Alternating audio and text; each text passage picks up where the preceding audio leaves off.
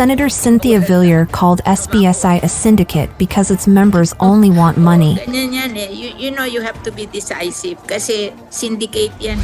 Kasi alam mo, yung tunay na nangangailangan ng bahay, bigyan mo ng bahay, tuwan-tuwa. Pero yung syndicate, pera. Ang gusto, napakalaking pera. The land where members of the alleged cult in Surigao Del Norte lived is among those that became the focus of yesterday's Senate hearing on the Department of Environment and Natural Resources, or DNR. The members of Bayanihan Services Incorporated, or SBSI, still haven't been evicted from the CDO Capihan in the town of Socorro, though the area is clearly protected by the government.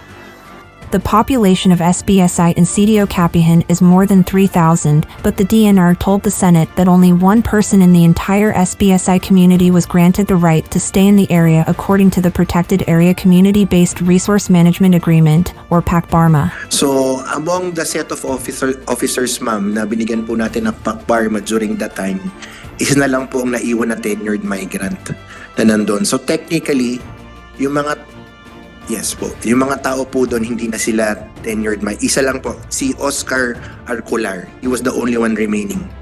Pati po si Senyor Aguila, hindi tenured migrant.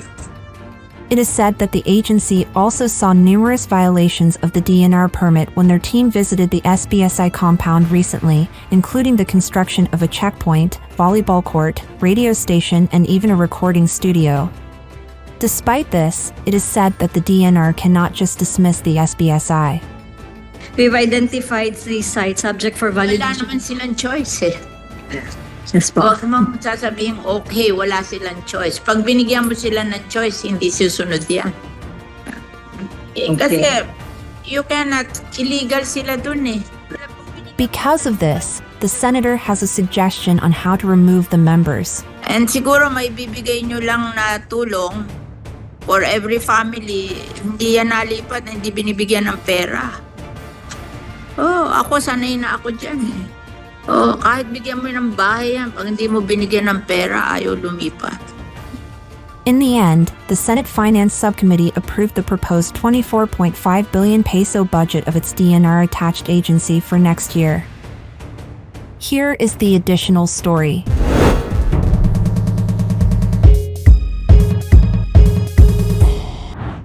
Yung report sa Socorro, Surigao. Madam Chair, if I Meron kayong mga taong pumunta doon, we can ask them to report. Thank you, Madam Chair. As I mentioned in the previous session, we had entered into an agreement to work with the different agencies that are also concerned with the welfare of the people in this area.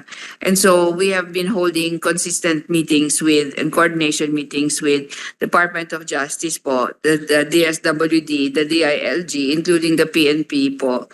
At ngayon po ini-expand yan. And I will request Yusek Mark Fragada, who has been attending also the operationalization of this concept of coordination between the interagencies to give an update. I wish to cite here, though, Madam Chair, the coordination that is being led now by specifically in terms of the strategic approach by Secretary Remulla, Secretary Rex Gatchalian, ourselves po, and Secretary Benher Abalos. So we are coordinating with these different departments in an integrated approach to the situation po. And if I may turn over to you, Sec Mark, for the latest updates po. Madam Chair, good morning po. Good morning po sa atin lahat. Just a quick update and regarding the investigation that we conducted after our hearing po nung the last hearing we had here. After the hearing, as mentioned by Secretary Loizaga, we already immediately had a meeting in DOJ with the other departments to organize an inter-agency approach in the problem in Socorro. The premise of the meeting was to bring back proper governance in the area if need be, and secondly, try to eliminate the culture of the area being a religious cult. So yun po yung basic premise natin. On October 9, October 10, we had an ocular inspection. The regional team went to Socorro, Bayanihan.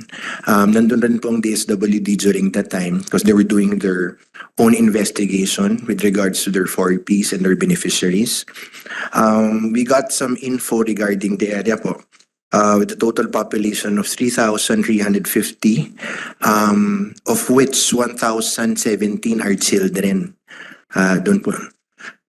3,350, Madam Chair. 1,070 po, 17 po. Yes, ma'am. Roughly, ma'am. 1,200 households. As I reported earlier during the last hearing, we had 10-year migrants in the area. Sila po yung mga inawardan po natin ng PACBARMA noong 2004. After investigation of the area, bumaba na po yung numero ng tenured migrants. Ano na lang po siya ngayon? 174. So this is because some of them already passed away. Matatanda na po sila or they left already SBSI, Socorro, Bayanihan. So among the set of officers, ma'am, na binigyan po natin ng PACBARMA during that time, isa na lang po ang naiwan na tenured migrant na nandun. So technically, yung mga, yes po, yung mga tao po doon, hindi na sila tenured migrant. Isa lang po, si Oscar Arcular. He was the only one remaining. Pati po si Senyor Aguila, hindi tenured migrant. Technically, ma'am po, pwede po. So, during the investigation, ma'am, we also visited their nurseries for seedling production. They had plantation establishments there, which is part of the agreement under the PACBARMA. Then, the team also validated the following violations, as I mentioned during the last time, was the establishment of checkpoints, access roads, volleyball courts, wave pool, recording studio, radio station. So these are all violation po against the PACBARMA agreement. So yun po yung investigation that, yun po yung results of investigation last October 9, October 10. Then on October 12, we had another meeting in DOJ. And in that meeting po, present rin po ang PNP sa area. Again, DILG, DNR, DSWD. So we were trying to find a solution or a better means of approaching the problem in Socorro. So nag-agree naman po ang mga secretaries that through an intergovernmental approach, we'd be able to address the problem there of governance. No? In terms of filing of cases, we leave it to DOJ. Meron po silang listahan ng mga nakikita po nilang pwedeng pag-file ng Decision nyo, hindi nyo pa aalisin? wala naman pong decision pa, ma'am. We leave it to the interagency to make the proper decision in terms of what approach should be taken. Kasi ang mahirap po, ma'am, if we decide right away, the resettlement is one issue. Because these are around 3,000 individuals. Families yan eh. Sabi mo, how many families? 1,200 po ang families. Ang dali-dali sa amin ng 1,000. Maghahanap ka lang ng NHA project. Ililipat mo sila doon. It is an option, ma'am. Option. It must be done. Yes, ma'am. Andyan daw ang should. May project ba kayo doon?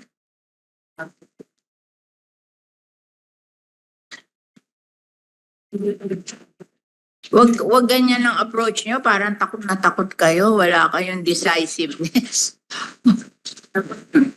Okay, good morning, Madam Chair. Wala ba kayong NHA project sa should sa Surigao? Wala po, ma'am. Yung Socorro kasi is an island. Medyo malayo siya from the main, yung Surigao Island. It doesn't matter. Kami, Las Yes po. Piñas, we go to Naik. Opo.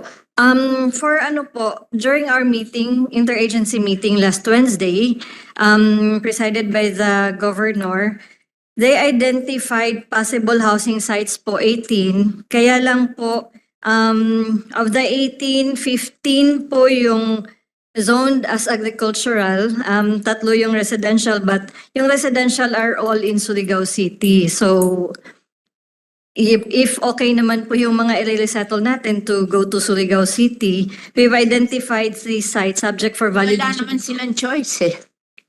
Yes po. Huwag mong sasabihin, okay, wala silang choice. Pag binigyan mo sila ng choice, hindi susunod yan. Kasi, you cannot, illegal sila dun eh. Illegal sila dun. Yung ating legislated protected area should be preserved. Ako, dun sa amin, may tumirang 300 na informal settler dun sa aming Las Piñas, Parañaque Wetland Park. Pinamove ko sa MMDA, minove out nila. Minove out nila. Hindi naman meant for housing yung legislated protected area. Yes, ma'am. O, bakit nila titirhan yun? O, wala silang choice. Kung saan merong NHA project, doon sila lilipat. Oh, hindi mo sila, pag pinigyan mo sila ng choice, hindi sila susunod. And siguro may bibigay nyo lang na tulong for every family, hindi yan nalipat, hindi binibigyan ng pera. Oh, ako sanay na ako dyan eh. Oh, kahit bigyan mo ng bahay yan, pag hindi mo binigyan ng pera, ayaw lumipat. So, bibigyan mo rin ng pera, baka yun ang counterpart nyo. Tapos ang NHA ang magpo-provide ng housing. Yung housing naman nila, pwede nilang upahan yun eh. Yung maghuhulog sila, 20 years, para magkaroon sila ng sariling bahay. You know, pag ganyan ang decision nyo na we leave it to the committee, walang mangyayari dyan. Walang mangyayari dyan. Madam Chair, if I... You don't give them a choice. They have to because they're not supposed to live in a legislated protected area. O kami sa amin doon, ako tinawagan ko MMDA, minove nila, tapos tumira doon sa kalye, pinagbibigyan ko ng IX, di bumalik, taga Laguna eh. Di naman taga Las Piñas eh. Merong syndicate na nagbuhat doon, dinala doon, siguro kumita. Diba? Para tinuruan na doon tumira. Ako nagpaalis. Tapos nung ayaw umalis sa kalye, binigyan ko ng IX, di nawalan lahat. Madam Chair, if I may, the agreement between the secretaries is to complete the investigation. So ngayon lang po nagka-detalye. Yes, They're ma'am. not legal. Yes, Diba? ma'am. Isa na lang ang legal doon, di ba? Yes, ma'am. Di meron na kayong Yes, ma'am. basis to do it. Yes, ma'am. So, Legal doon eh. Nagkamali kayo na umenter, kaya lang umalis na rin yung mga inenteran nyo ng agreement. Iisa na lang natitira. So lahat sila illegal. Yes, ma'am. You know, somebody has to decide Yes, ma'am. what to do.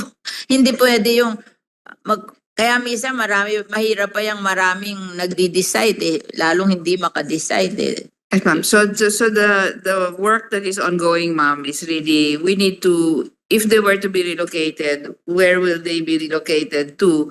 Are there standing structures already for the relocation? Site pa lang ho ang in-identify. And because there are so many children, ma'am, ang DSWD nag-aalala din po kung saan daming mga bata. Ma'am, just if I may, maybe Yusek Mark can elaborate. UD can build a home for the children. O, diba? I mean, alam mo, pag ganyan ang attitude nyo, hindi nyo masosolve ang problem. Dapat somebody has to decide Yes, ma'am. and do it. Oo. Kasi,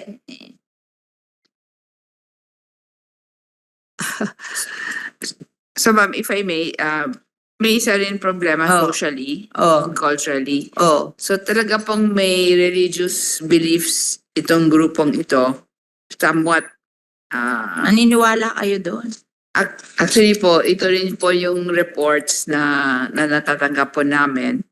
So, what we're trying to do is from all sides, DSWD, DOJ, and DNR, and DILG. The mere We need fact to- na inaabuso nila yung mga tao, naniniwala pa kayo sa religious belief nila. Di ba? I mean, if they Yes, are ma'am. the real religion, Yes, ba't ma'am. na ginaganon yung mga tao? Yes, ma'am. So, parang different behaviors po that are more similar to a cult. Syndicate. Cult. Opo. Syndicate yan. Yes, ma'am. Ako, pagtingin ko pa lang dyan, sindikato yan. Kasi kung ikaw religion, hindi mo aapihin yung mga tao. Diba? So, I guess, if the senators are not coming, they will ask during the plenary and I have to answer. So, you give me the answers. Oo. You make a report. That's a very good report kasi nakita mo na illegal talaga. Diba? And then, at the end, Secretary Loizaga, ano kayo kung ano gagawin nyo. Sabihin mo yan report na yan, tapos isama mo what you're going to do in the future. Para at least may plano tayo. Huwag nyo sasabihin na undecisive tayo. Diba? Hindi, baka pagtawanan ako pag ganun ang sagot ko. Oo. Dapat, pagkatapos ng report mo, which established na talagang illegal sila, isa na lang ang naandon, then, what will we do? They cannot stay there because that is a legislated protected area. So, ang i-move natin is saan natin sila dadalhin? And this will build a housing project for them. Then, the SWD will take care of the children. And then maybe you can provide financial assistance para pag-transfer nila. Hindi naman malaki yon. Ako, binigay ko lang Ike's 10,000 each. Binigyan ko yung pinaalis ko sa Las Piñas, Parañaque. Nangawala lahat pagbigay. Hindi ko bibigay 10,000 kung hindi kayo aalis dito sa kalye. O, di nawalan lahat nang makuha yung 10,000. Ganyan yan eh. You know, you have to be decisive kasi syndicate yan eh. Wala namang... Kasi alam mo, yung tunay na nangangailangan ng bahay, bigyan mo ng bahay, tuwan-tuwa. Pero yung syndicate, pera. Ang gusto, napakalaking pera. Pag ganun, ano na yun, dapat ikulong na yun. Kasi yung mga talagang tao na wala lang bahay, bigyan mo sa NHA ng bahay, bigyan mo konting pera, lilipat na eh. Ang nagmamatigas yung may mga lawyer na kakampi kasi binabayad sa lawyer 80% nung nakukuha nila hihingi ng perang malaki. Yun ang problema natin. Pero yung mga tunay na mga tao, ilipat. Kasi gusto rin nila may bahay sila eh. Na maipamamana nila sa kanilang mga anak pagdating ng araw, permanent houses, diba?